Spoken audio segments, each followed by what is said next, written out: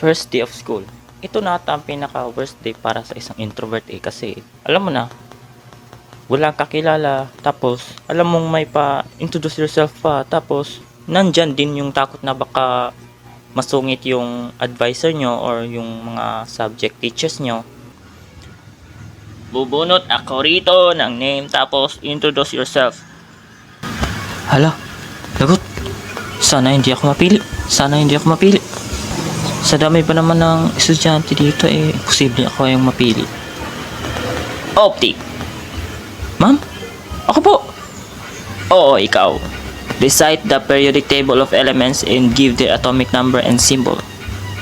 Hala ma'am, akala ko ba introduce yourself ma'am? Charot. Ako nga pala si 17 years old. Isa pa sa mga nakakahiyang experience ko is nung face to face. Nung after lockdown, kasi pumasok ako sa maling room. Ang putik. Go. Del. Go. Kin. Go. Optic. Optic? Opo. Wala ka sa listotoy, baka nasa maling room ka. Nani? Putik na yan. Ang napasukan ko palang room is STEM 3. Dinaanan ko lang pala yung room ko. Grabe, nakakahiya talaga yun. Gusto ko na lang kainin ng lupa Nyom, nyom, nyom, nyom, nyom, nyom. Ang alat. Naligo ka ba? Hindi. Isa pa sa mga nakakayang experience ko is nung intramurals. Hala ma'am, akala ko ba introduce yourself ma'am? Charot. Uy! Ako nga pala si 17 years old.